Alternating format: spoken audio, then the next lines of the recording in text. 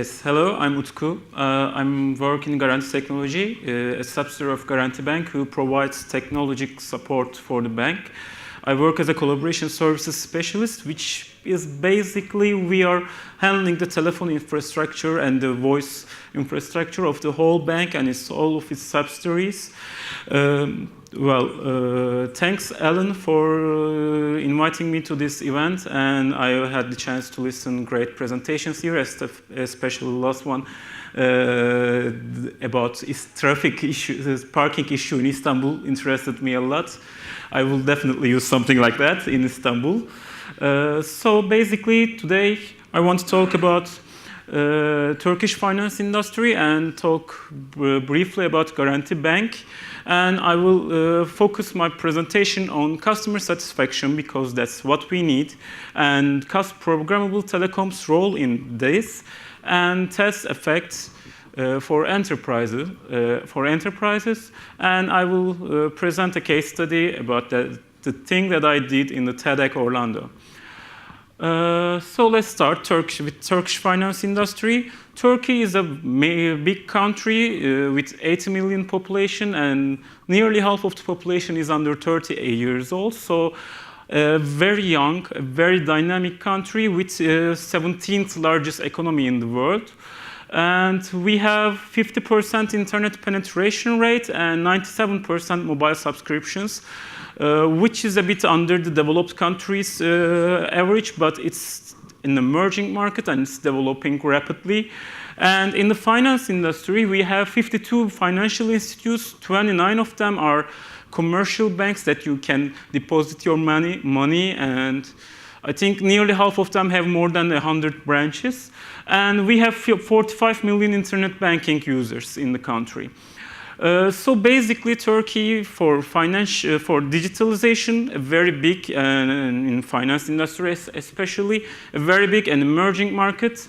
And we are also benefiting from it in the technology-wise because Turkish banks are very competitive in this digitalization process, and they are basically providing many top-notch technologies, and even in some technologies they are the first in the world. For instance, contactless payment is first introduced in Turkey, and we have the benefits of having like sending money with social media or QR code authentications, chat-based assistance, voice-activated transactions, etc., etc. We can provide, Turkish banks provide these kind of solutions. So, let me talk about Garanti Bank. Garanti Bank is recently acquired by BBVA, Spanish group. That's a very big financial institute, and now we are a family of the BBVA. In Turkey, Garanti is the second largest private bank by the asset size. We have 14.5 million customers and 4 million active mobile banking users, which nearly 3 million people use Garanti only with mobile application. We have more than 900 branches and nearly 5,000 ATMs. So we are a huge bank in Turkey. And we are basically in one of the best digital banking in the country. So being good in digitalization or being good as a bank is enough for some company to profit. No, it's not. The main thing is that to have your become a best in the industry, you need to focus on customer satisfaction. Because if you have happy customers, you can attract more customers, and you can keep your current customers. For instance, if you have the best pizza in town, but you treat your customers in a rude manner, nobody will come to visit your place to eat your pizza, even if it's the best. So you need to be satisfied, happy customers. Which will increase your profits. Basically, that's what we all are trying to do, especially as a bank. But how companies are doing that in the world? A recent study, like 2016 study of TADHack, shows that 58% of the customers feeling under or non-appreciated by the companies. 49% of the customers stopped doing businesses with the companies due to poor customer support, and 38% of the companies rather to clean toilets than contacting customer service. So we need to improve ourselves. We need to do better in that industry, in that topic. We need to give better customer support, customer satisfaction in our businesses. It's not even about financial institutes, it's all for every sector, every company has to do that. But with financial institutes, it's much more crucial because you basically give your money to them and you expect if something happens with your money, you expect some answers immediately because it's the most valuable thing in the world for your life, well, except your health. Okay, so how can we use programmable telecoms for customer satisfaction? To increase customer satisfaction, there are some tools, like you need to give trust. You need to be trusted by your customers. You need to have an easy to access customer support service. You need to listen to your customers more. You need to pay attention to what they need instead of what you are expecting from them. And you need to make and redesign your processes to centralize your customers in the process. So what we have basically, we have a customer and we have old school technologies, old school processes, like you need to be a customer, you need to go to the bank, you need to sign lots of papers. If it's allowed, then you will get notified. You need to collect your card, etc. And then you can, in order to activate internet banking, you need to go again, you need to sign more documents. Nobody wants to do that. So people become angry. So what you can do now, using programmable telecom tools like WebRTC, social media, machine learning, artificial intelligence, instant messaging, and etc., you need to redesign your processes to centralize your customer and digitize them, and then your customers become happier, and this will give you more profit. So what we have in Garanti, we are basically, in my department, we are in Garanti Teknoloji, we basically have two types of customers. First, banks customers, the people, all of us who are depositing their monies or withdrawing monies or using loans from the bank, but also the employees of the Garanti Bank, because if you have happy employees, better employees, and employees that can access information better, then you will have better customer satisfaction rate. So what we have, in Garanti, we have some projects that we have developed or have been a part of the development processes. So one of them is Remote Expert. It's basically it's a WebRTC application, a WebRTC module inside an internal application that the bank employees are using while they visited their customers, their high-value customers. If they have some questions about, for instance, mortgage rates, interest rates, some other very specific knowledge required to request, then they can instantly connect to an expert in Garanti subsidiaries. For example, Garanti Mortgage. A mortgage expert can connect to you instantly using WebRTC, can provide some presentations, use annotations, screen sharing, and etc. to give the customer more information about what's going on in that market, because not every branch employee can be expected to know every detail about these things. So we also have, So we also have a Garanti bot in Facebook.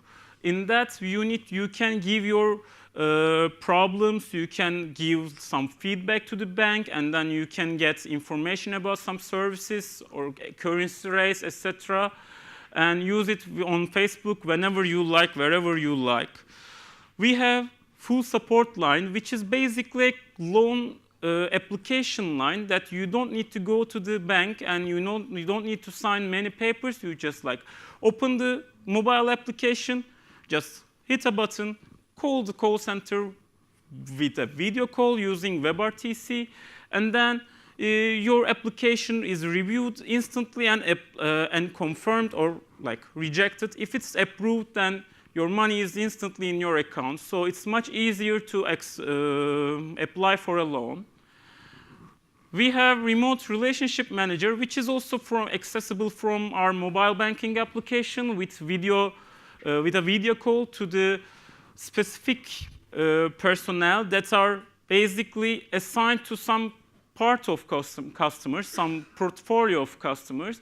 If you have assigned a remote relationship manager, you can just like in your mobile application, you can start a video call, and then you can instantly ask anything you like to the person that are basically assigned to you. So you always speak to that same person. So the person knows you better. The employee knows what you need to do, and they can give you better options for your money to get valued. And these are the customer-facing applications. And also we have chatbots for employees. So internal messaging applications, we implement chatbots over there to make their lives easier, to access information easier, or maybe just like use the internal ticket system, like have some problems, then give you the solutions. And also now we are implementing this digital human resources application for the employees. So if you have a problem, you just need to, then you need to contact the HR, you need to wait them to return, etc. But now, the HR, when you request a meeting with the HR personnel will open their application and using WebRTC directly start a video call with the employee, and then they can like give some presentations, and they can fill some forms together, etc. And you have an enhanced in communication with the personnel that's having troubles. So basically, these are the things that we are doing right now.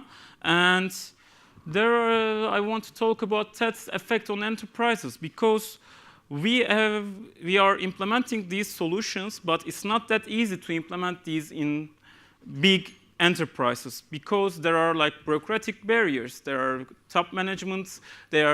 They don't easily know, they cannot know what this technologies, what the programmable telecoms or any other new form of technology benefit to the institute. And these people just might be happy how the things are going. Also, the technology vendors are some small ones or big ones, might not be known by the enterprise. Also, people working in the enterprises are just happy the way it works, because if it works, then it's okay. They don't have that urge to change the old technology with the new ones. And due to that, employees basically lack the know-how to how to implement the new technology. So with TADHack, we can overcome these issues. For instance, when you do some hacks, as I did in Orlando, you can demonstrate your management that what can we do with these applications, with these programmable telecoms, and what benefits will the company will have using these applications. And you will meet new technology vendors. I didn't know about, for instance, Temasys when I was in Orlando. So I met with Chip, who we listened to his presentation. And you know more about what the technology is going and what vendors you have in that area. And you have the chance to code the APIs that they are providing. So you have the experience, you gain the know-how, how to do that. And then when you go back, you can actually do that in your enterprise environment. So let me talk about the translator bot that I implemented in the TADHack hackathon, TADHack Orlando, and then how I implemented that in the Garanti environment. So Garanti is acquired by BBVA, so there are Spanish people in the BBVA who are always in the communication with Turks in Istanbul or in Garanti branches. And also we have a Romanian branch, so there are lots of Romanians who we are also always in the communication, but there are language barriers. None of these countries are known with their fluency in their English. So we want to speak our own language. So there is this problem how these people will communicate. So what happens is that if someone from BBVA sends a message in Spanish, the one in Turkey just like pastes this in the Google Translate and translates it, and then writes his response, and then translates it using Google Translate and pastes it and send it back. So there are some problems. First, it's slow. Second, you need to do something to give a response. So for instance, if I had to do something like that, I wouldn't respond that message if I don't have to. And third is that the financial institutes are highly regulated. So if someone writes some information in Google Translate, which is a cloud service about some like client's data, then it might be a regulatory issue for the bank. So when I was in TADHack, I met with Cisco Spark's APIs, and I implemented a translator bot, which basically translates messages from one language to another inside a Spark room. So when I go back, I thought, can I do that in the Garanti's environment? But we weren't allowed to use Spark because it's a cloud service. But we had the know-how how to implement some sort of bot. So we used our internal messaging application, which is also a Cisco product, Cisco's Jabber, and implemented the translator bot in our environment. So this way, people sending messages from Spain instantly translated into Turkish for a person in Turkey, and when person from Turkey types a message in Turkish, it's instantly translated to Spanish. And also, we are using Google Translate's API to translate these messages, but there is one thing. We can warn the employees that these messages are going through cloud, so be careful about what you are saying. And also, we can audit these messages, so if some breach has happened, so we can detect who was the source of this breach. So that was my case study. Thank you for listening. If you have any questions, I'm happy to answer them. And thank you all.